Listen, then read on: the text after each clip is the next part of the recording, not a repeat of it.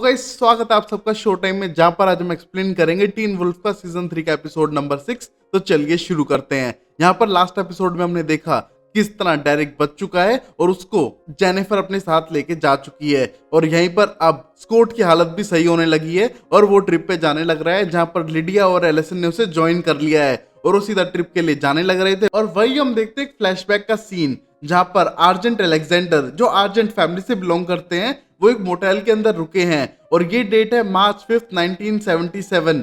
हम देखते हैं उन्हें एक वेयरवुल्फ ने काट रखा है और वो फुल मून पे टर्न होने लग रहे हैं उसी सेम मोटेल के अंदर जिसके अंदर आज स्कॉट रुकने वाला है। हम देखते हैं स्कॉट वहां पर पहुंचता और बोलते इतना भी बुरा नहीं है, बट स्टाइल को बिल्कुल पसंद नहीं आया था। और यहाँ पर लिडिया को कुछ नेगेटिव फील हो रहा है और कह रहे कि एक रात में बहुत कुछ अजीब हो सकता है, ये जगह मुझे बिल्कुल सही नहीं लग रही है। बट एलिसन उसको अपने साथ लेकर जाती है और यहाँ पर ये मोटेल में रुकने वाले थे आगे का सफर तय करने के लिए। और वहीं हम देखते हैं उस मोटेल के अंदर स्टाइल और स्कॉट रूम शेयर कर रहे थे और दोनों बैठ के बात करते हैं कि कौन हो सकता है डेराक और शायद कौन इन्फ्लुएंस में है। तो उनका पहला डाउट था डेरिक, शायद वो हो सकता है क्योंकि वो अजीब सा है, या फिर उसकी बहन कोरा क्योंकि वो तो अभी आई है और ऊपर से डेरिक की बहन है तो अजीब तो होगी, शायद वो तो ड्रैक नहीं है जो लोगों को मार रही है, या फिर एलन जो वेटनरी डॉक्टर है स्कॉट का। और वही हम देखते हैं वो बोलता है ऐसा नहीं हो सकता, बट स्टाइल को लगता है वो थोड़ा अजीब सा है और हर जगह पहुंच जाते हो, शायद वो हो सकता है। और उनका लास्ट डाउट था लिडिया के ऊपर भी, शायद वो हो सकती है, बट इनको कोई श्योर नहीं है तो किसी पे इल्जाम नहीं लगाते हैं। और दोनों टेंस्ड होने लगते हैं कि डेराक है कौन जो इनोसेंट लोगों को सेक्रीफाइस करने लग रहा है। और वही हम देखते हैं मोटेल के अंदर कुछ तो अजीब चीज होने लग रही है, जहां पर हम देखते हैं स्कॉट को अपनी आंख लाल लगने लगती है जैसी एक अल्फा की होती है, और उस पर कंट्रोल हो जाता है किसी चीज का, जिसकी वजह से वो सीधा चला जाता है एलिसन के रूम में, जहां पर वो लिडिया के वेट कर रही है टॉवल पकड़ाने का नाते हुए। बट तभी वहां पर स्कॉट पहुंच जाता है और यहाँ पर उसको देख के थोड़ा अजीब फील करती है और बोलते है तुम्हें यहाँ से जाना चाहिए ना। और तभी स्कॉट बोलता है ऐसी कोई नई चीज नहीं है जो मैंने ना देखी हो। बट तभी एलिसन साफ करती है कि उनका ब्रेकअप हो चुका है और अब ऐसी कोई बात है नहीं। बट तभी स्कॉट आगे बढ़ने लगता है और बोलता है कि हम सब कुछ सही कर सकते हैं। बट तभी एलिसन उसको हाथ नहीं लगाने देती है और उसको हाथ के झटका मारती है, जिससे कि स्कॉट होश में आता है और बोलता है मैं यहाँ क्या कर रहा हूँ, मुझे नहीं पता। और ये कहने के बाद वहां से जाने लगता है और पता नहीं कैसे वो यहाँ पर आ गया है उसे खुद नहीं पता चला है। और वही हम देखते हैं स्टाइल्स को जो नीचे कुछ चॉकलेट्स लेने के लिए गया था और उसे मिलता है बॉयड जो बहुत ही ज्यादा शांत दिखाई दे रहा है, जो बहुत ही ज्यादा अजीब है। हम देखते हैं बॉयड चॉकलेट निकालने की कोशिश करता है वेंडिंग मशीन से, पर जब वो नहीं होता है तो उसको तोड़कर उसमें से चॉकलेट निकाल के चला जाता है। और स्टाइल ये मौका देखकर वहां से चुपचाप 3-4 चॉकलेट चुराता है और वहां से भाग जाता है अपने रूम की तरफ, क्योंकि उसको अपॉर्चुनिटी चाहिए थी फ्री की चॉकलेट खाने की। और वहीं हम देखते हैं लिडिया को थोड़ी अजीब सी स्मेल आ रही है पूरी प्लेस में से, इसलिए वो कंप्लेन करने के लिए नीचे काउंटर पे जाती है। बट तभी उसे पता चलता है कि 198 नंबर लिखा हुआ है जो बहुत ही अजीब था। और तभी उस मोटेल की ओनर बताती है हमारा मोटेल किसी भी चीज में अच्छा नहीं है, ये हमें भी पता है, बट एक चीज में हम नंबर 1 है,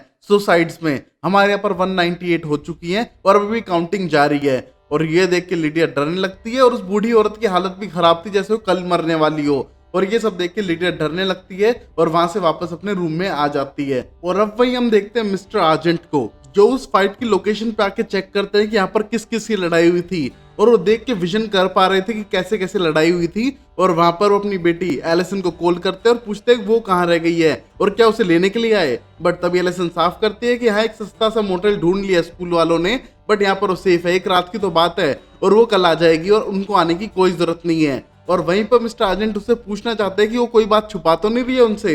बट तभी एलिसन कहती है कि वो कोई बात नहीं छुपाएगी और सब कुछ बता देगी और फोन काट देती है। बट तभी हम देखते हैं मिस्टर आर्जेंट इसलिए पूछ रहे थे क्योंकि उस फाइट में एलिसन ने भी हिस्सा लिया था और वहां पर उसके तीर के निशान थे, जिसको देख के वो कॉल करके अपनी बेटी से पूछना चाहता था। और यहाँ एलिसन का झूठ पकड़ा गया था और वहीं पर मिस्टर आर्जेंट थोड़ा गुस्सा दिखाई दे रहे थे। और वहीं वापस मोटेल के अंदर लिडिया अपनी स्टोरी एलिसन को बताने लगती है कि हर साल 4 से 5 लोग यहाँ पर मरने लग रहे हैं, कोई तो गड़बड़ है। और तभी एलिसन इन बातों पे ज्यादा ध्यान नहीं देती है और यहाँ पर लिडिया को आवाज सुनाई देती है एक लड़का लड़की की जो उनसे एज में थोड़े छोटे थे।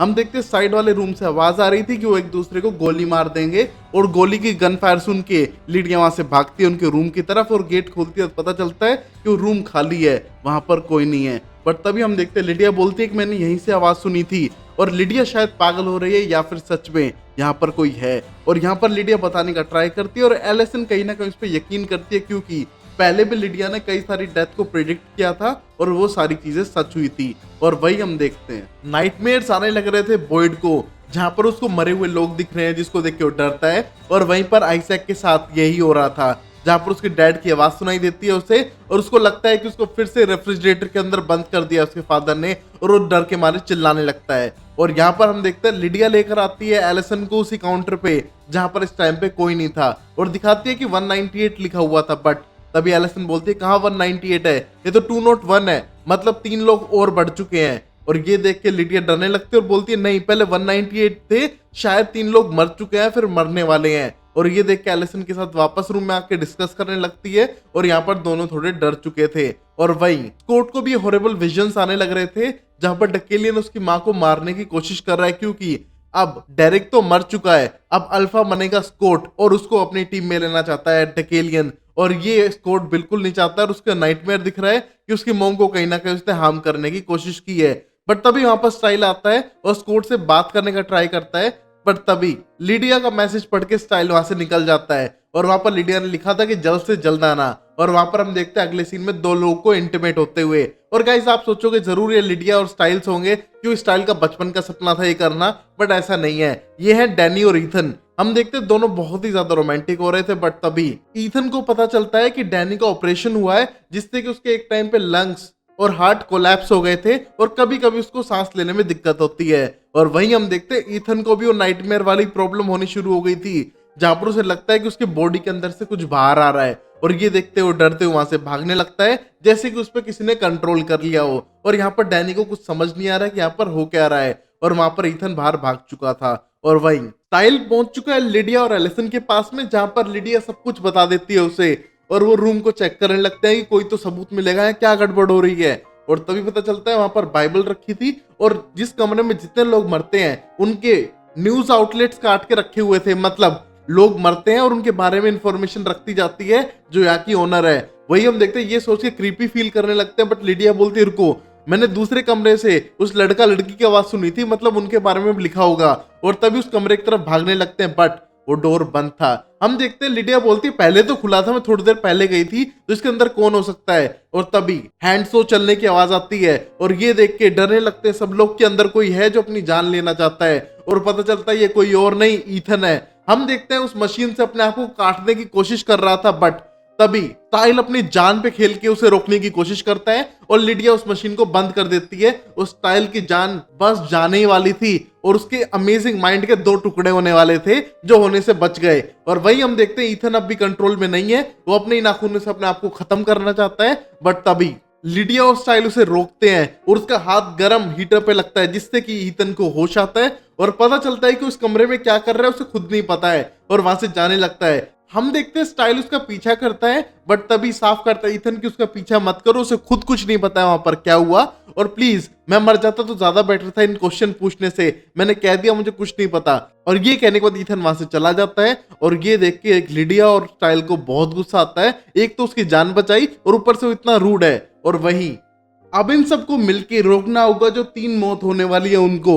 वही हम देखते हैं स्टाइल को लगता है कि ये तीनों वेयरवुल्फ होने वाले हैं, स्कॉट, आइजैक और बॉयड। बट तभी एलिसन कहती है कि वो लेके आती है स्कॉट को, और तुम दोनों आइजैक और बॉयड को लेकर आओ। और वही हम देखते हैं इस मोमेंट पे बॉयड बहुत ज्यादा नर्वस है और किसी के कंट्रोल में है। हम देखते हैं एक बड़ा सा बॉक्स लेके अपने आप को पानी में डुबा देता है, और जहां पर बॉयड की मौत होने लगती है, जहां पर बॉयड जानबूझ के कर रहा था जैसे कि कोई उसे कंट्रोल कर रहा हो। और वही हम देखते हैं लिडिया की सेंस एकदम एक्टिव हो जाती है, जैसे कि वो सेंस कर पा रही हो कोई गड़बड़ है। और तभी एक ड्रेनेज के पास जाके देखती है, और उसे आवाज सुनाई देती है कि एक माँ अपने बच्चे को ही डुबा के मार रही है। और ये देख के डरने लगती है और बोलती है कि कोई डूब के मरने की कोशिश कर रहा है, स्टाइल हमें बचाना होगा। और यहाँ वहां भागते हैं, और उनको पता चलता है कोई और नहीं, बॉयड ही मर रहा है। और ऊपर से बॉक्स हटाने की ट्राई करते हैं, बट बॉयड तो एक वेयरवुल्फ पावर वाला था, उसने अपने से ज्यादा भारी बॉक्स उठा रखा था, जो स्टाइल और लिडिया से तो बिल्कुल ना उठे।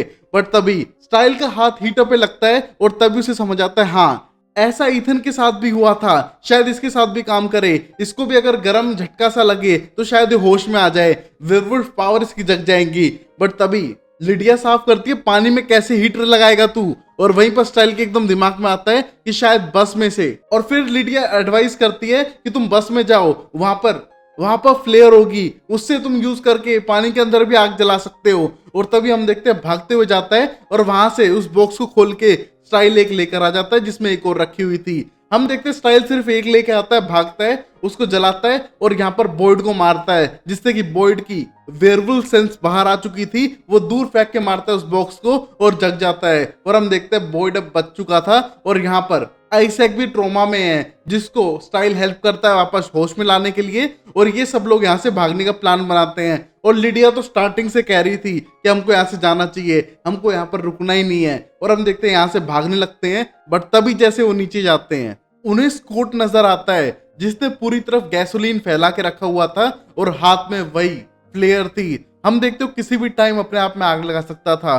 बट तभी उसके पास जाते हैं, उसे शांत करने की कोशिश करते हैं, बट स्कॉट साफ करता है कि उसकी लाइफ में कोई उम्मीद नहीं है, ना उसके लिए ना डेरिक के लिए। और अगर उसे बाइट ना मिली होती तो कभी फेमस नहीं होता, कभी इतना स्ट्रांग नहीं होता, ना कभी वो मैच जीत पाता और कभी वो इंपॉर्टेंट होता ही नहीं किसी के लिए। तो इससे बेटर है कि उसका जीना बेकार है। बट तभी हम देखते हैं स्टाइल साफ करता है और बोलता है कि नहीं, स्कॉट एक अच्छा इंसान है, उसकी लाइफ में बहुत मैटर करता है और अगर ये सब नहीं होता तो भी वो बेटर होते।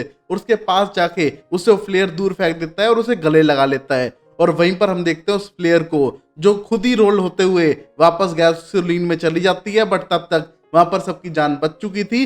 वो दूर गिर जाते हैं जिससे कि गैसोलीन के अटैक से बच सके, बट वहां पर बहुत बुरी आग लग चुकी थी। और तभी लिडिया देख पाती है आग के बीच में एक शैतानी चेहरा, जिसने सारी चीजें प्लान की थी, जो शायद इनके पीछे है या फिर इस मोटेल के अंदर है। कोई भी हो, लिडिया उसे देख पा रही थी और वो लिडिया को जान चुकी थी। हम देखते हैं वो शैतानी आत्मा कहीं ना कहीं स्कॉट को हार्म करना चाहती थी और उसके पूरे ग्रुप को, बट ऐसा हो नहीं पाया था। और वही हम अगले सीन में देखते हैं। डेरिक को लेके आ चुकी है जेनिफर उसके प्लेस पे और वहां पर डेरिक की हालत खराब देख के वो डर चुकी है। वही हम देखते हैं डेरिक बोलता है कि वो धीरे धीरे हील होगा और वहां पर डेरिक बेहोश हो रहा था। और ये देख के जेनिफर डर रही है और बोलती है मैंने पहली डेट ऐसी नहीं चाही थी।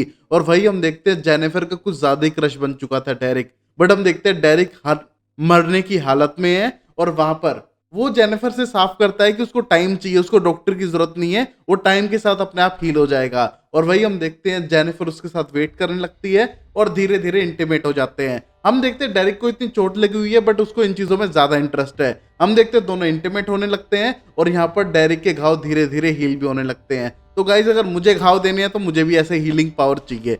और अब हम देखते हैं लास्ट सीन में, अब सुबह हो चुकी थी और चारों पांचों जितने भी दोस्त थे सब लोग बस के अंदर ही सोए थे, कोई भी वापस मोटेल के अंदर नहीं गया था। और ये देख के उनका कोच जानना भी नहीं चाहता कि 4-5 लोग बस के अंदर कर क्या रहे थे, क्योंकि उन्हें अब कोई इंटरेस्ट नहीं है और जो उनकी ट्रिप थी वो भी कैंसिल हो गई है। अब उन्हें सीधा वापस जाना है अपने टाउन की तरफ और पूरा टाइम वेस्ट हो चुका है। और वहां पर हम देखते हैं ईथन आता है स्कॉट के पास में और आने के बाद बोलता है कि तुमने मेरी जान बचाई है। और यहाँ पर स्टाइल बोलता है शायद उसने अकेले ने उनकी जान बचाई है, बट ईथन हेल्प करना चाहता है स्कॉट की, ये बता के कि चांसेस है कि डेरिक अभी भी जिंदा है और काली उसका पीछा नहीं छोड़ेगी और उसको उसके पैक में लेना पड़ेगा। वैसे भी उसने एक को मार दिया है तो शायद अब उसके लिए और खतरनाक सिचुएशन हो गई है, क्या तो अपने वालों को मारे या फिर खुद मर जाए और शायद डेरिक के पास अब कोई ऑप्शन नहीं रहेगा। और ये कहने के बाद ईथन उन सबको वॉर्न करते हुए जाता है। और वहीं लिडिया नोटिस करती है कि कोच की जो विसल है उसके ऊपर ब्लैक स्पॉट लगे हुए हैं और तभी उसके गले से निकालती है और बोलती है 2 मिनट सर,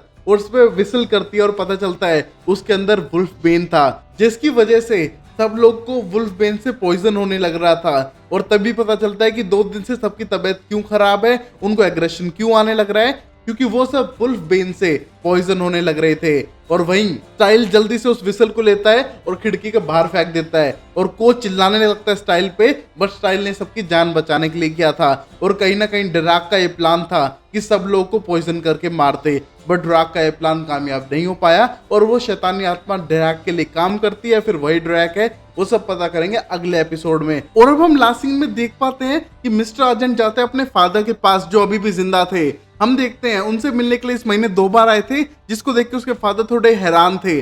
बट तभी मिस्टर आर्जेंट के आने का एक रीजन था, वो जानना चाहते हैं अपने अंकल आर्जेंट अलेक्जेंडर के बारे में कि उनने अपने आप को खुद गन शॉट मारा था, बट उनकी बॉडी पे एक वुल्फ बाइट के भी निशान थे। तो किसने दिए थे, कौन सा अल्फा था जिसने उनको कन्वर्ट करने की कोशिश की थी। और तभी पता चलता है ये कोई और नहीं डकेलियन है और शायद डकेलियन का कोई तो कॉन्टेक्ट है ड्रैक के साथ में, जिसकी वजह से मिस्टर आर्जेंट अब और डरने लगे हैं और यहाँ पर उनकी डैड की हालत खराब तो है बट अब तक वो मरे नहीं है, क्योंकि लास्ट टाइम हमने उन्हें देखा था तो वो कैंसर से मरने वाले थे। मतलब उनने जब कन्वर्ट किया अपने आप को वुल्फ में तो वुल्फ तो नहीं बन पाए बट वो मरे भी नहीं है, बट उनकी हालत खराब होती जा रही है और डार्क कलर का लिक्विड उनकी बॉडी से बाहर निकलता जा रहा है और यहीं पर एपिसोड खत्म होता है। तब तक के लिए लाइक करो, चैनल को सब्सक्राइब करो और देखते रहो शो टाइम अमेजिंग सीरीज के लिए। टेक केयर, बाय बाय, सायनारा एंड टाटा।